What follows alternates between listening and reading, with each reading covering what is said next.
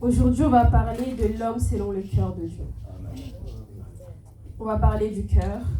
On va parler de l'attitude que Dieu attend de ses enfants. Je vais appeler Saint-Tiche. On va lire notre première histoire. Ensuite, on va en parler petit à petit. On va lire les livres de Luc 15.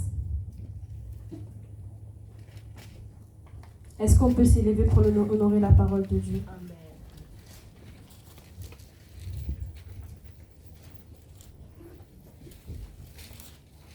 Luc chapitre 15, versets 25 à 27.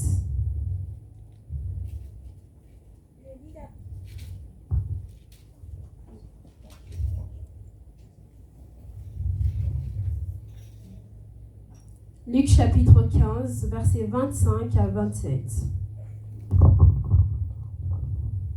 Je lis la parole de Dieu par la grâce de Dieu. Amen. Luc 15, versets 25 à 27. Or, le fils aîné était dans les champs. Lorsqu'il revint et approcha de la maison, il entendit la musique et les danses. Il appela un des serviteurs et lui demanda ce que c'était. Ce serviteur lui dit « Ton frère est de retour, et parce qu'il l'a retrouvé en bonne santé, ton père a tué le veau gras. » Parole du Seigneur. Amen. On peut s'asseoir. Alors, cette histoire, nous le connaissons, l'histoire du fils prodigue. Un père avait deux fils, le né et le cadet. Le cadet, un jour, il est venu voir le père et il lui a dit « Papa, moi je veux ma part d'héritage. » Il a pris sa part d'héritage. Il est allé avec sa part d'héritage. Il en a profité comme il voulait, avec les filles, etc., etc. Et ensuite, à un moment donné, il y avait eu la famine dans la ville à laquelle il était allé, dans le pays. Et il s'est retrouvé là, il s'est dit, bon, dans la maison de mon père, je suis sûre que même les employés, ils ont de quoi manger. Je vais retourner chez mon père. Et il a décidé de rentrer chez son père après avoir perdu tout ce qu'il possédait. Alors, les deux fils, ce qui est drôle avec ces deux fils, c'est qu'il y avait l'aîné, que je me dis, en fait, il n'avait rien compris à l'amour du père. Le cadet avait plus compris à l'amour du père. L'aîné, c'était un enfant qui était resté auprès du père, pendant que le dernier faisait un peu tout et n'importe quoi. L'aîné, il était toujours à la maison du père. Il servait toujours avec le père. Mais c'était comme une forme d'orgueil. Le nez, c'est un peu comme, moi je l'ai compris comme ça, c'est un peu comme nous les chrétiens. On est là, on dit, moi je suis plus saint parce que moi je prie. Et on regarde ceux qui ne prient pas, on est là en mode, lui c'est une mauvaise personne. Moi je suis là, je jeûne, donc je suis plus méritant. Moi je suis là, je fais l'œuvre de Dieu, donc je suis mieux. Parce que je prêche, je suis mieux. Parce que moi je ne mens pas, je suis mieux. Parce que moi je ne suis pas dans l'impudicité, je suis mieux. Le cadet, en revanche, c'était une personne qui voulait découvrir. Il a découvert. Après avoir découvert, il est revenu, il a dit, en fait, mon père, là où j'étais chez mon père, c'était mieux. Je croyais que c'était mieux dehors, mais c'était mieux à la maison. Il est revenu avec un cœur humble. Tellement humble, qu'il ne voulait même plus être appelé le fils. Il a préféré être appelé le serviteur. Et quand on s'arrête, on se dit, mais toi qui étais dans la maison, comment tu pouvais avoir ce cœur-là? De plus, quand le cadet est revenu, l'aîné, il n'a même pas appelé son frère mon frère. Il a dit ton fils. Alors qu'il voyait son père, pendant que son frère il était parti, son père il attendait. Il était triste. Il n'a même pas vu la tristesse du père. Il a fait ton fils. Il a profité avec des femmes. Il est revenu et tu as tué le beau gras. Tu as fait la fête alors que moi je suis là depuis toujours. Vous savez, servir Dieu, craindre Dieu, n'est pas censé être une occasion d'être orgueilleux. Le fait d'être là, de dire, moi je prêche, je vais à l'église, non. Pourquoi tu tapes la poitrine pour ça? C'est pas censé te rendre plus orgueilleux. Si on comprend qui est notre Dieu, bien au contraire. L'aîné, c'est un enfant qui avait la part qui lui était destinée, parce que le père, il avait séparé la richesse en deux. Mais en plus de ça, tout ce qui restait au père lui appartenait également. Il en avait plus que le frère, le cadet. Mais pourtant, son cœur était mauvais. Il tapait la poitrine, il se regardait à lui-même, il disait « Moi, je faisais. Moi, je fais. » Tout ce qu'il faisait, il ne le faisait pas avec amour. S'il faisait ça avec amour, il n'allait pas agir comme ça. Moi, si je te donne quelque chose avec amour, je ne vais pas venir te voir le lendemain pour te dire « Je t'ai donné. Je t'ai fait du bien. Je l'ai fait avec mon cœur. Je l'ai fait parce que j'avais envie de le faire. Pourquoi je vais taper la poitrine? Pourquoi je vais te demander de me rendre quelque chose alors que c'est moi qui l'a fait? » À aucun moment, le père lui a obligé. Il a fait le choix. Mais pourtant, il avait de l'orgueil en lui. Pourtant, il était jaloux. Il était mauvais. Il était auprès du père, mais il ne comprenait pas qui était son père. Il était auprès du père, mais il ne voyait pas la tristesse du père. Il était auprès du père, il faisait partie de la famille. On dirait qu'il n'en faisait pas partie. Tu perds ton frère il revient. Tu ne penses même pas à te poser la question, qu'est-ce qui s'est passé? Pourquoi il est revenu? Il ne voulait même pas rentrer à la maison. Il ne voulait même plus appeler son frère mon frère. Il l'a appelé ton fils. Vous savez, le père, c'est Dieu. Le fils aîné, c'est parfois nous, certains chrétiens, qui sommes là, qui tapons trop la poitrine. On a l'orgueil. Oh, moi, franchement, lui, c'est un impudique. Moi, je ne suis pas dans l'impudicité, je suis meilleure. Waouh! Il est peut-être impudique, mais tu es menteur. Il est peut-être impudique, mais toi, tu juges tout le monde. Il est peut-être impudique, mais toi, dans ton cœur, il y a plus que de l'impudicité. Ton cœur est bien plus mauvais. Amen. Le fils aîné, il était trop orgueilleux. Il était trop jaloux. Il se voyait, il le regardait à lui et à lui seul. Il ne voyait pas ce qui se passait autour de lui. Parce que s'il voyait ce qui se passait autour de lui, il allait voir comment son père, il était tous les jours triste au départ de son frère. Il allait se poser des questions. Il allait prier. Le père, lorsqu'on dit que le père, il attendait, il était dans la prière. Il était là, Seigneur, en sorte que mon enfant revienne. Je veux que mon enfant revienne. Je veux que mon enfant soit en sécurité. Je sais que dehors, mon enfant ne sera pas en sécurité. Les parents le font bien. Je me souviens quand j'étais plus jeune, chaque fois que je sortais, ma mère, elle m'appelait, elle était là. Ruth, tu es où? Tu rentres à quelle heure? Parce qu'il savait. Même si ce n'est pas elle qui me protège parce que je suis à la maison, c'est Dieu. Mais il savait que si j'étais devant ses yeux, il y avait au moins une forme de sécurité. Il savait que si j'étais devant lui, il allait au moins faire attention. On le fait avec les bébés. Un bébé, tu dois le garder devant tes yeux. Le père, il savait ça. Il savait que s'il était devant moi, j'allais avoir un œil, j'allais lui dire, fais attention à là. Ne va pas là. Le père, il s'inquiétait.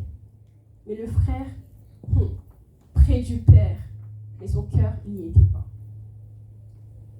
Chrétien, mais sans amour. Chrétien, mais franchement, qui est de parole. Les vrais pharisiens. C'est triste. Lorsqu'on parle de l'homme selon le cœur de Dieu, le frère, le cadet, était peut-être pas le meilleur, mais il avait l'humilité. Il est venu auprès de son père. Tellement qu'il était humble, que même avant qu'il arrive, le père, il le voyait déjà de loin. Son cœur était déjà venu. Son cœur, il était là avec son cœur. Dès qu'il arrive, le père, il dit, ok, j'ai retrouvé mon fils. Il lui a fait, père, je ne veux pas que tu m'appelles, je ne veux plus être ton fils, je vais être un serviteur. Parce que je sais que j'ai fait tellement de mal. Il avait le cœur humble de reconnaître que oui, je n'étais pas parfait. Mais je suis prête à faire des efforts. C'est pour ça qu'il ne s'est pas présenté en tant qu'enfant. Il a dit, je veux faire des efforts, donc je viens comme un serviteur. Il était tellement humble que de loin, on le voyait déjà venir. Le père a dû se justifier auprès de l'aîné. Il a eu à lui dire, mais tu sais, je suis content que tu sois là. Tu sais, ce qui est à moi est à toi. Mais ton frère, il était perdu. Il fallait que je fasse la fête. Ton frère, ça faisait un moment qu'il n'était plus sous ma sécurité. Je ne pouvais plus le protéger comme avant. Je suis obligée de faire la fête. Je suis obligée de lui donner des vêtements nouveaux. Parce qu'il n'était plus la même. Quand dès qu'il est revenu, il était de nouveau mon fils. Il a toujours été mon fils, même s'il était parti. Il y en a qui sont dans le monde, ils ne sont pas moins les fils de Dieu. Tu le vois là, tu dis oui, il boit, il fume, il fait ceci, il fait cela. Il y en a qui sont des fils de Dieu. Amen. Il y en a un jour, lorsque Dieu va les toucher, tu vas être choqué. Amen. Amen. Il y en a quand un jour Dieu va les toucher. Toi qui étais saint, tu verras que tu n'as jamais été saint. Oh, la repentance. Vous savez, j'aime énormément Paul. Parce que je trouve que ça définit tellement bien certaines choses. Il définit tellement bien cette notion de, tu vois, lorsque tu étais dans le péché et que tu reviens à Dieu, la culpabilité, non, c'est pas le mot approprié. La repentance, j'arrive pas à avoir le mot exact, mais Paul, quand il est revenu, il savait tellement que Dieu lui avait fait grâce. Quand tu lis l'épître de Paul, tu vois la grâce de Dieu. Il pouvait parler de la grâce comme personne, parce qu'il a vu le véritable grâce. Il pouvait se lever et parler de la grâce comme personne d'autre, parce qu'il a connu ça. C'est un meurtrier. Il persécutait les chrétiens. Quand Dieu s'est présenté à lui, il était waouh! Ah, c'est ce Dieu-là. Il pouvait parler de l'amour de Dieu. Il pouvait exhorter. Il avait une foi qui était bien différente parce qu'il a vu.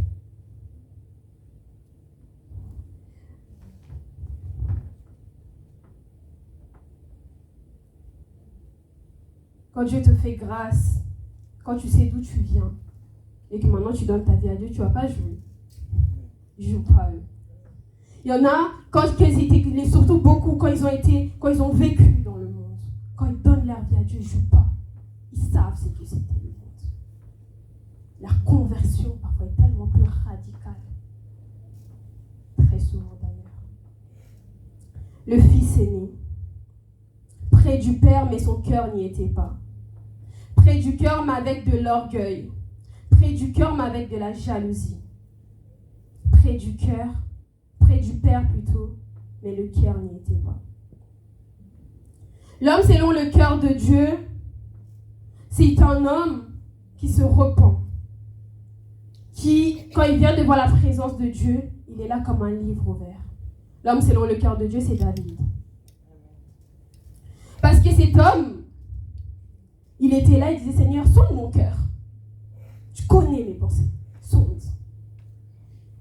Il venait à la guerre, il n'allait pas parce que David était fort.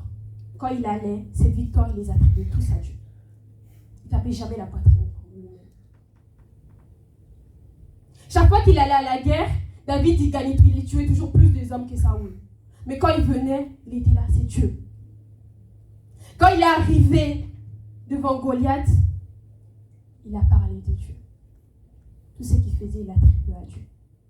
C'est ça l'homme selon le cœur de Dieu. C'est un homme qui ne tape pas la poitrine pour soi. C'est pas un homme qui se dit moi. Qui reconnaît que dans tout ce qu'il fait, il y a Dieu dedans.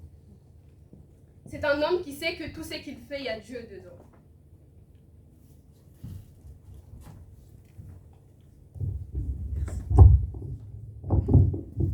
C'est cet homme-là, c'est l'homme selon le cœur de Dieu. Là où Saul, lui quand il faisait quelque chose de mal, il était là en mode, c'est pas de ma faute. On va le lire.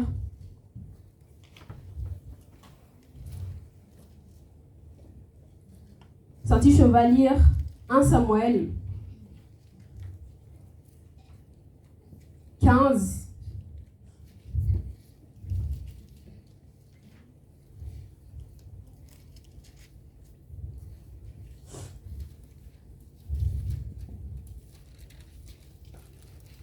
Verset 15 au verset 16.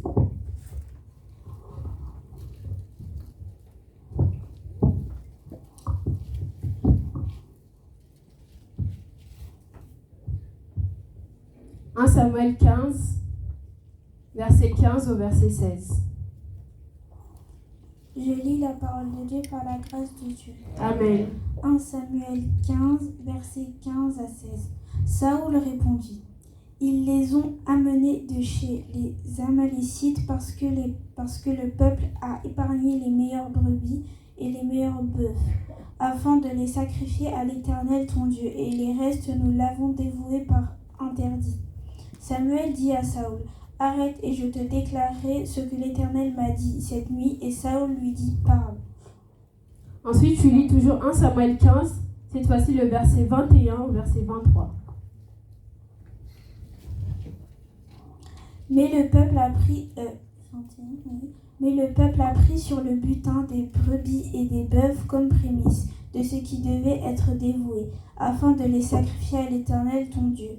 À Guigal, Samuel dit, « L'Éternel trouve-t-il du plaisir dans les holocaustes et les sacrifices comme dans l'obéissance à la voix de l'Éternel? Voici l'obéissance, vaut mieux que les sacrifices et l'observation de sa parole, vaut mieux que la graisse des béliers, car la désobéissance est aussi coupable que la divination et les résistances, ne l'est pas moins que l'idolâtrie et les téraphins, puisque tu as rejeté la parole de l'Éternel, il te rejette aussi comme roi. » Parole du Seigneur.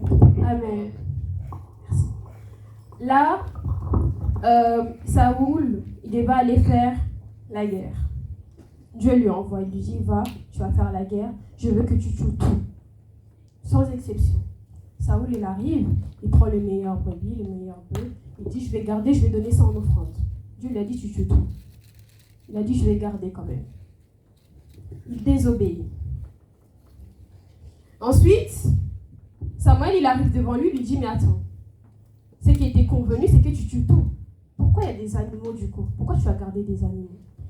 Il se justifie en disant, oui, mais j'ai gardé les meilleurs animaux pour les donner à ton Dieu. Déjà, il disait ton Dieu, il ne disait pas son Dieu. Déjà, il reconnaissait que Dieu n'était pas son Dieu. Il disait, mais c'est pour le donner à ton Dieu, pour faire un offrande à ton Dieu. Saül lui a dit, mais qu'est-ce que Dieu t'avait dit? Et Samuel lui a dit, qu'est-ce que Dieu t'avait dit? Et c'est là que on entend ces versets, l'obéissance vaut mieux que les sacrifices. Saoul avait rien compris. Dieu lui avait dit A. Il a dit A, ça me va pas, je vais faire B. C'est que Dieu demanda à Saoul, c'est pas lui faire une offrande. Dieu lui a dit de tout tuer, tous les animaux. Sans exception. Il a choisi de faire ce qui lui, ça lui plaisait. Vous savez, l'homme selon le cœur de Dieu, c'est un homme qui obéit aveuglément à Dieu. Qui demande, Seigneur, enseigne-moi, qui obéit, qui ne compense pas ses péchés. Dieu ne demande pas de compenser. Dieu ne demande pas,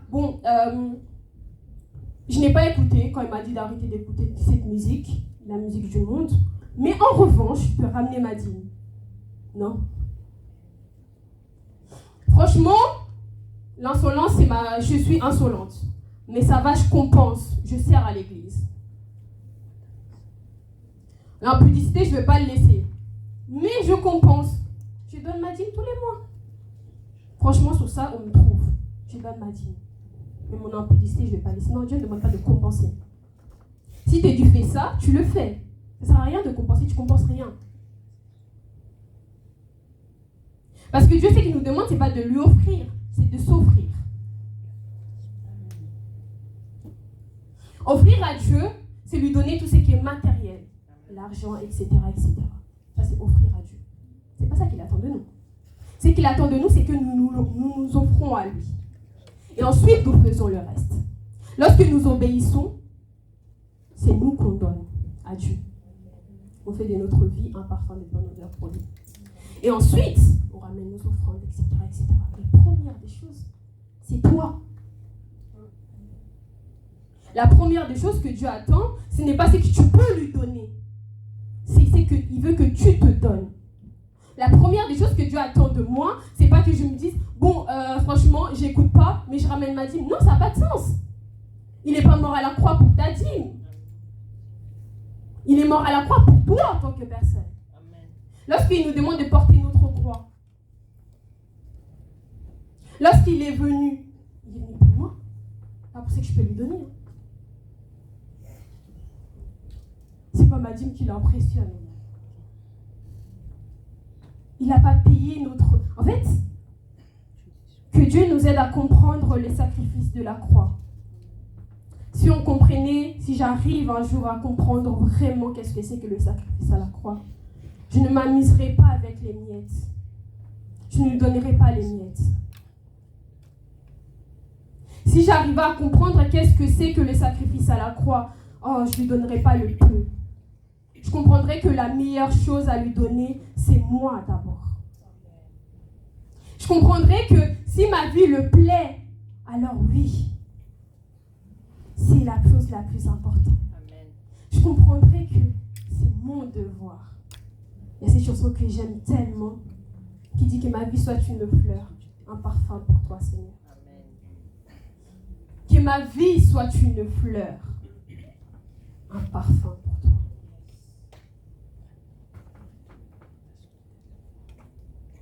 L'homme selon le cœur de Dieu, c'est un homme qui sait se donner lui-même. C'est un homme qui ne se contente pas. C'est un homme qui ne tape pas la poitrine pour dire moi. Mais c'est une personne qui consulte Dieu. C'est une personne qui a la foi de Noé. Sans eau, il construit une arche. Il n'y a pas d'eau. Les gens se moquent, il est là. Ok, il m'a dit de faire, je vais faire. Voici l'homme selon le cœur de Dieu. L'homme selon le cœur de Dieu, c'est Abel, l'offrande d'Abel.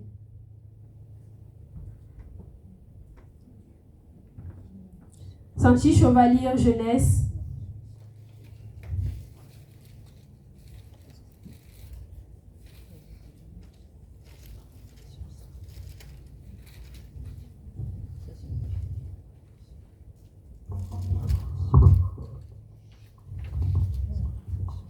Genèse chapitre 4, verset 3.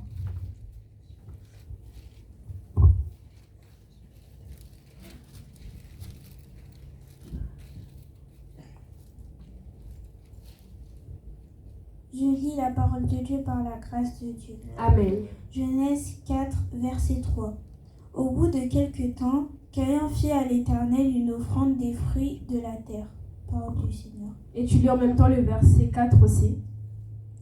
Et Abel de son côté en ayant fait une des premiers-nés de son troupeau et de leur graisse, l'Éternel porta un regard favorable sur Abel et sur son offrande. Parole du Seigneur. Amen. Caïn et Abel, deux frères qui vont pour donner à Dieu, faire à Dieu une offrande. Les deux, ils arrivent, l'un offre le surplus qui lui reste. Moi, je vois ça un peu comme ça, l'offrande de Caïn. Il avait beaucoup, il a dit, bon, je vais lui donner ce qui me reste un peu. Tandis que Abel, il a sélectionné. Parce que c'était important à l'époque. Les morceaux qu'on donnait en offrande à Dieu. Il fallait donner les morceaux avec beaucoup de graisse. Il fallait donner les meilleurs morceaux à Dieu. Il fallait donner des animaux qui n'avaient pas de défauts, qui étaient bien et qui étaient parfaits. C'est ça qu'Abel, elle a fait. Abel, il a sélectionné. Il n'a pas dit je vais donner. Il a dit je vais donner le meilleur. Il avait tellement la connaissance de Dieu qu'il a dit non, je ne vais pas juste donner à mon Dieu genre une offrande parmi les offrandes. Je vais lui donner l'offrande. Les meilleurs de moi. C'est quoi le meilleur de soi? Il y a cette histoire qui se trouve dans Marc 12, de ces hommes riches qui sont venus pour donner à Dieu. Et puis il y avait cette femme pauvre qui a donné à Dieu quelques pièces. Les hommes riches avaient donné ce qu'ils avaient de trop. Tandis que la femme pauvre, elle avait donné tout ce qu'il avait. Vous savez, ce qui est beaucoup pour moi ne l'est pas forcément pour toi. Ce qui est beaucoup pour toi ne l'est pas forcément pour moi. Mais toi et moi, nous devons réussir à chacun à donner le meilleur. Si on parle de ça en termes d'argent, pour une personne X, 100 euros, c'est rien. Suite à ses revenus par mois. Pour une autre, 100 euros, c'est beaucoup. L'offrande, ce qui fait la différence entre l'un et l'autre, c'est ce qu'il gagne. Ce qui fait la différence pour l'un et l'autre, c'est ce qu'il donne. Moi, je donne 100 euros. Je vais me dire, bon, franchement, de tout ce que je gagne, c'est rien. En vrai, Dieu va dire, il m'a donné 100 euros de son surplus. Quoi. Il m'a juste donné une offrande. Mais une autre personne donne 100 euros. Dieu va dire avec tout ce que tu as, ta dîme c'est des 100 euros. Parfois je ne rentre pas avec Dieu. Dieu quand il nous demande, Dieu quand il a regardé l'offrande de l'un et de l'autre, ce n'est pas que l'un parce que c'était un animal qui avait plus d'importance, l'autre parce que c'était des fruits de la terre qui avaient moins d'importance, non. L'un avait la foi, il avait la connaissance, la révélation de qui était Dieu. Dans son offrande, il y avait celle-ci. Voici pourquoi il se disait, je ne peux pas donner n'importe quoi à mon Dieu. Je ne peux pas donner n'importe quoi, je ne peux pas donner des déchets à mon Dieu. Je ne peux pas donner un animal comme ça. Je dois le prier, je dois le sélectionner.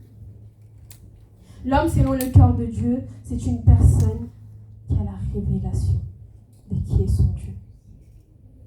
Le culte qu'il donne à Dieu, c'est pas un culte juste, bon, j'arrive, franchement, je suis déjà bien habillée, ça me suffit. Non, c'est un culte préparé.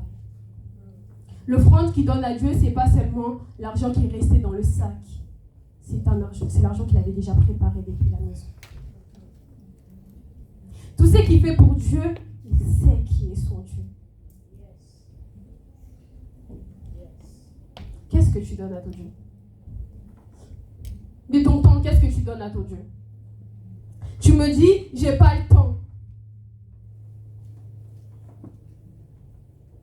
Combien d'heures t'as passé sur ton téléphone? Toi qui me dis, tu n'as pas le temps. Tu as donné à Dieu 10 minutes. Tu en as passé 5 heures à faire tout et n'importe quoi. À être là sur les réseaux sociaux. Mais quand il s'agit de Dieu, j'ai pas le temps. Si tu réduisais ton temps d'écran, tu aurais le temps pour Dieu. Devant Dieu, on vient avec la distraction. On vient en étant pensif. On arrive devant Dieu, on pense à tellement de choses. On est là, ouais, faut que j'ai pas payé ça. J'ai pas fait ça. Faut que j'appelle X personne. Faut que je fasse ça. C'est pas ça le temps que Dieu nous demande pour lui. C'est pas ça le fait de donner du temps. Non, c'est pas ça. C'est que Dieu attend de nous, c'est quand j'arrive. Les 2 minutes que j'ai avec lui, c'est moi et lui, rien d'autre. C'est pourquoi il nous demandait de fermer la porte. Rentre dans ta chambre, ferme la porte. Rentre, concentre-toi. Sois focus sur Dieu. Est-ce que je le suis? Amen. L'homme, selon le cœur de Dieu, c'est une personne qui arrive à prioriser Dieu. Mais Dieu en priorité. Devant tout, peu importe ce qu'elle a, peu importe de quoi, du comment, de son travail, peu importe. Dieu, c'est ma priorité. On sait mettre la priorité sur des choses qu'on veut. Nous tous, on a des choses qu'on met là devant nous, on se dit, bah, ça c'est ma priorité. Quand c'est ça, je le fais, il n'y a pas autrement.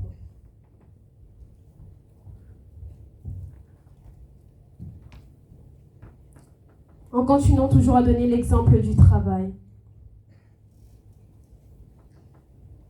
Quand il s'agit du travail, je sais. Il faut que j'aille au travail. Je suis motivée à aller au travail. Bon, moi, pas tellement. Je suis là. Je dois aller, je dois faire ça parce que je sais qu'à la fin, j'ai mon salaire. Qu'il pleut, qu'il neige, que j'ai froid, que je tremble, que je vais aller. La plupart d'entre nous, nous sommes comme ça. Quand il s'agit du travail, qu'il pleut, qu'il neige, qu'il vente, je vais aller. Si je ne veux pas, je n'ai pas d'argent. Enfin, peut-être on va me couper un peu. Nous sommes comme ça. Mais quand il s'agit de Dieu, j'ai un petit rhume. C'est bon, c'est la raison. Quand il s'agit de Dieu, franchement, on se trouve des excuses qui sont même pas des excuses.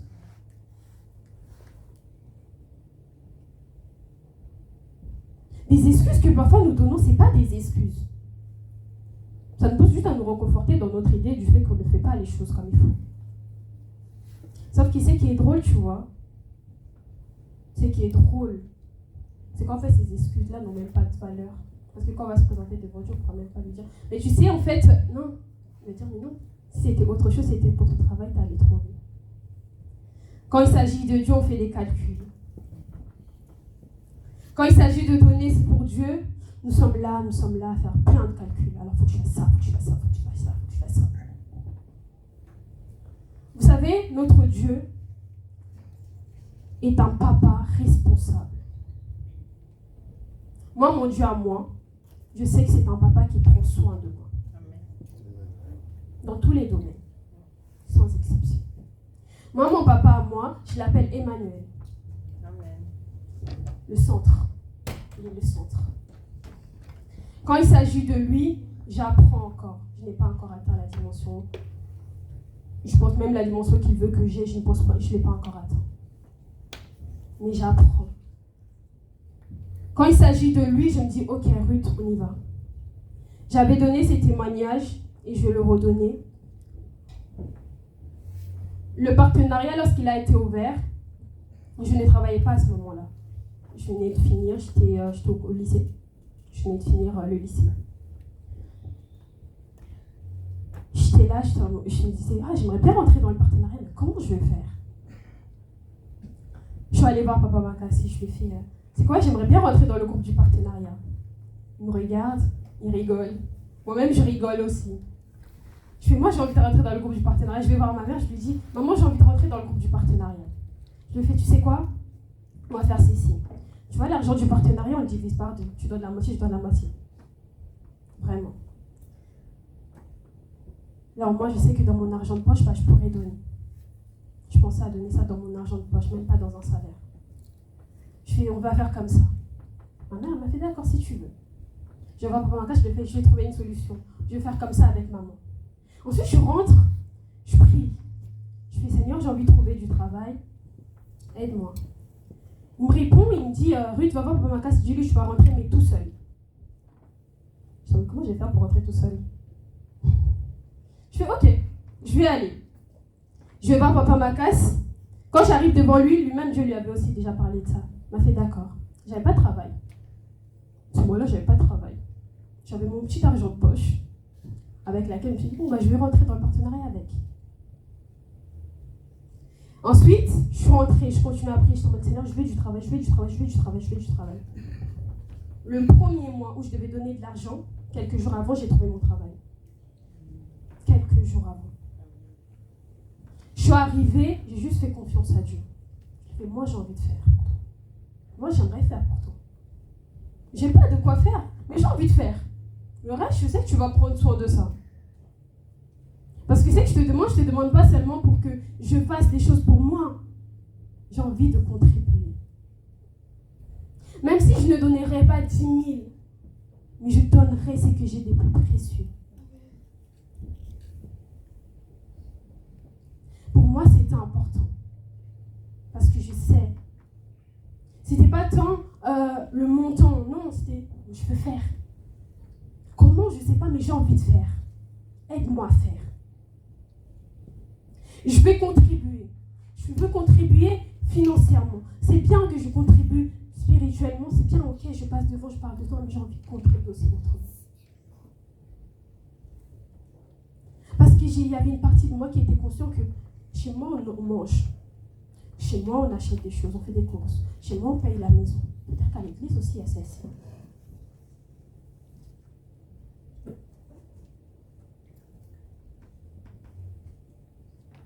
Chez moi, tous les mois, on paye une maison. On paye les factures. À l'église aussi, ils payent les factures. Peu importe comment, Seigneur, je veux faire. C'est ça qui différencie. C'est pas ton comment, non. C'est le cœur avec lequel tu donnes. L'homme selon le cœur de Dieu, c'est un homme parfois, très souvent, qui sait s'oublier pour mettre la place à Dieu. Est-ce que je m'oublie pour Dieu? Est-ce que j'oublie mes besoins pour Dieu? Est-ce que je suis capable de dire que moi, je m'oublie pour Dieu? Je me prive pour Dieu. En toute franchise, c'est un témoignage. Vous savez, depuis que le partenariat a commencé, depuis que je lui ai dit je vais donner, je donne. Et à aucun moment, je me suis retrouvée à me réveiller et me dire « Ah, franchement, ce mois-ci, c'est compliqué. Je fais un job étudiant. » Histoire qu'on soit tous clairs sur ça. Je travaille très, très peu. Parfois, un mois. D'ailleurs, mon directeur me dirait « Il faut que tu travailles un peu plus. Je ne te vois jamais. » Je l'ai fait si je travaille déjà beaucoup trop. Je fais 10 heures. Mais à aucun moment, ça c'est mon témoignage, à aucun moment, je me suis retrouvée là à me dire « Ah bah, ce mois-ci, je finis le mois, il n'y a plus rien. » Il prend soin de moi. Je lui ai fait confiance. Je lui ai dit, moi je donne. Mais je déteste avoir le moi dans mon compte. Je fais, moi je ne veux pas mon compte en moi. Je ne veux pas me retrouver à la fin du mois en me disant, oh mon Dieu, non. Je veux faire ce que tu m'as recommandé. Et je veux que tu prennes soin de moi. Je veux faire le pas. Vous savez, parfois on sous-estime Dieu. Donc parfois dans certaines choses, on met tellement les calculs devant qu'en fait, on oublie qu'il est capable de subvenir à nos besoins. Il le fait.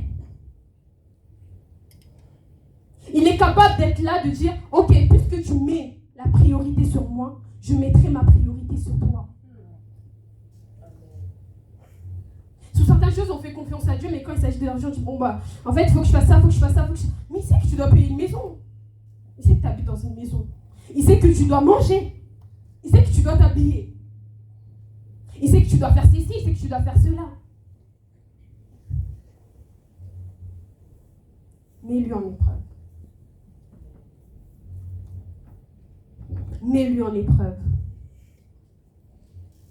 Ces Dieu-là, il cherche des hommes qui sont là à dire, ok, je te mets en épreuve, je te mets devant. Seigneur, je ne sais pas comment ça va se finir, mais je te mets devant. Tu m'as recommandé de donner les offrandes, je le fais.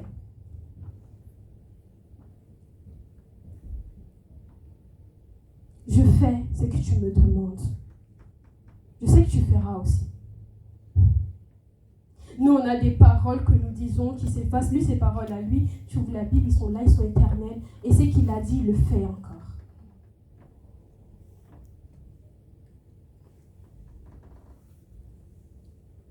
Je demande toujours à Dieu, je veux rester un enfant sur ce qui te concerne, sur ma foi.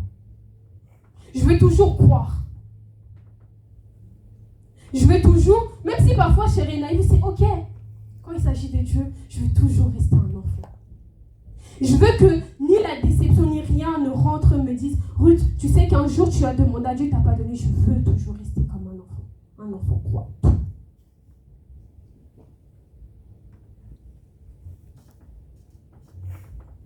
Un enfant, il croit tout. Il ne se pose pas de questions. Il n'est pas là à se dire, bon bah en fait, non. Tu m'as dit ça? Ok. Le reste, c'est pas mon problème.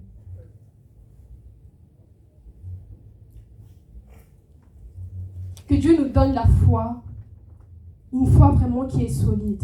Une foi, parfois, on oublie un peu qu'il y a un monde tout autour de nous. Et on se focus sur lui. Mettez Dieu en épreuve.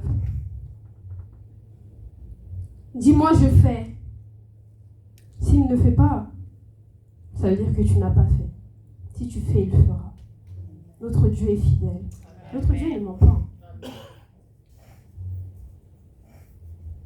On croit que nous, on sait ce dont on a besoin vraiment plus que lui. Non, c'est mensonge.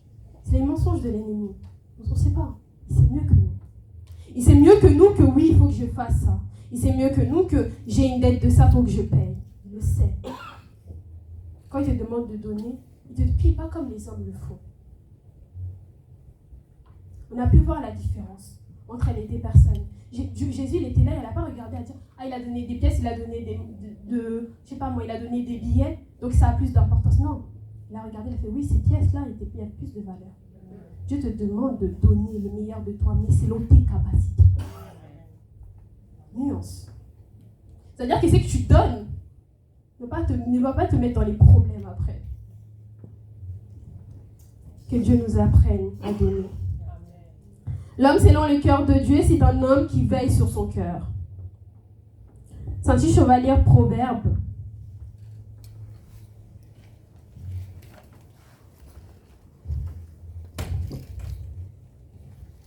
Proverbe 4, verset 23.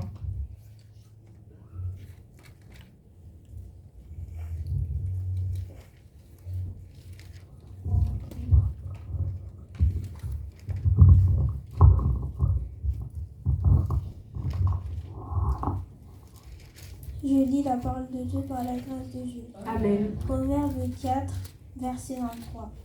Garde ton cœur plus que toute autre chose, car de lui viennent les sources de la vie. Parole du Seigneur. Amen. L'homme selon le cœur de Dieu, c'est une personne qui garde son cœur, qui veille sur son cœur. Lorsque Dieu nous parle de garder, c'est-à-dire on fait attention. Quand je te demande de garder pour moi quelque chose, tu le gardes près de toi, tu le gardes de sorte à ce que tu puisses le voir. Tu le protèges. Dieu nous demande de protéger notre cœur.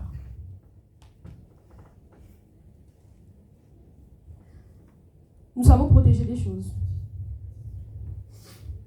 Nous avons des téléphones. Nos téléphones sont faits des codes.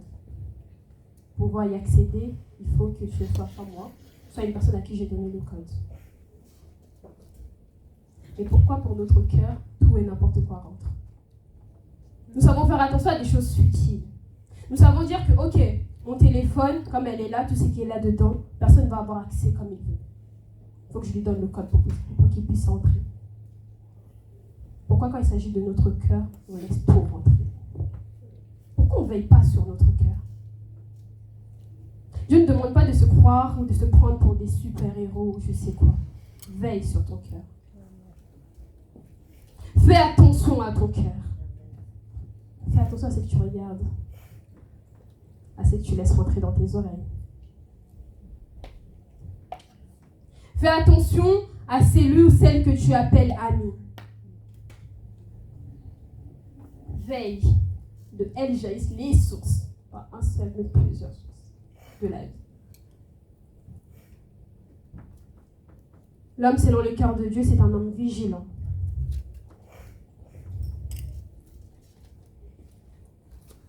Est-ce que nous le sommes? Est-ce que nous sommes ces personnes-là qui veillent sur notre cœur? Est-ce que nous sommes ces personnes-là qui font confiance à Dieu?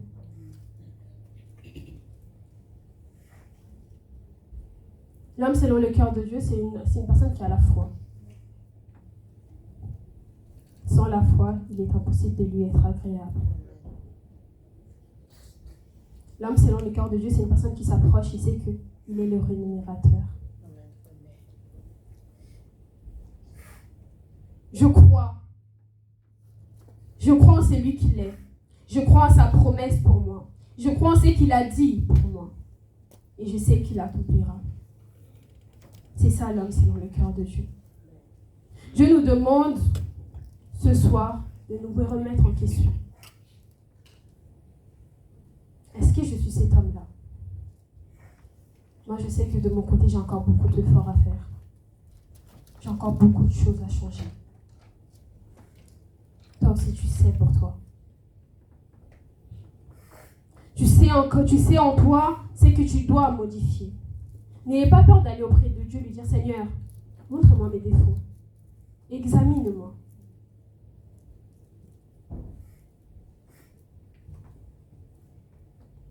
Devant toi, je suis juste ton enfant. Enseigne-moi, guide-moi. Montre-moi la voie. C'est toi mon Père.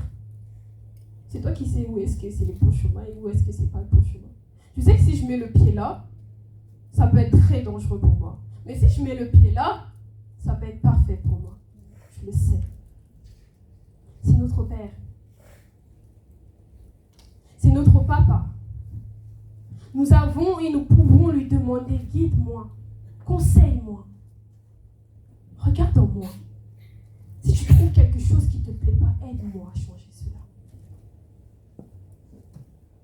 David était appelé l'homme selon le cœur de Dieu, il était loin d'être parfait.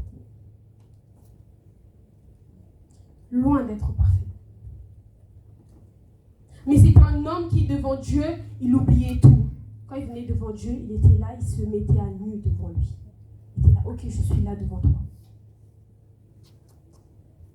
Enseigne-moi, guide-moi, montre-moi le chemin, apprends-moi. Devant Dieu, il ne faisait pas d'orgueil, il n'était pas là, ok, maintenant que je suis devenu roi, je suis devenu ceci, donc moi, David. Devant Dieu, il mettait tout de côté, il était là, franchement, j'ai encore des choses à apprendre.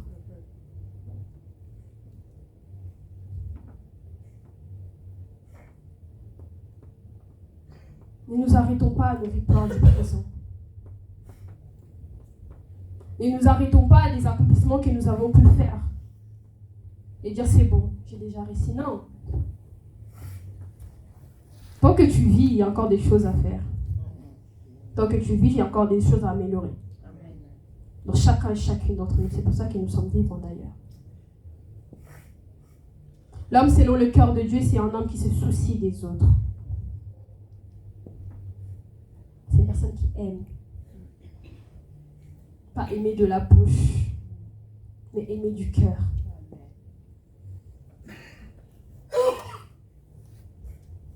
C'est l'une des choses qui nous différencie et qui doit nous différencier avec le monde. C'est notre manière d'aimer, notre manière de regarder les autres, notre manière d'être avec les autres. C'est pas celui qui crie « Seigneur, Seigneur », ni celui qui jeûne, mais c'est celui qui aime.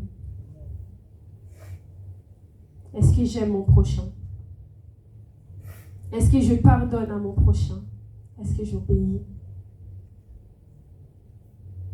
Dieu veut bâtir des personnes, des soldats, des gens matures dans les choses qui lui concernent. Dieu veut que nous puissions grandir. Et pour grandir, ça ne sera pas d'abord l'âge, non, ça sera faire grandir l'esprit. Amen. Amen. Et pour faire grandir l'esprit, il faut devenir comme l'esprit. Il faut être plus comme Christ. C'est là que nous serons matures. Ce ne sera pas les années que nous allons passer à l'église. Tant que ton esprit ne grandit pas, tant que tu nourris pas ton esprit, il n'y a rien. Que Dieu bénisse sa parole.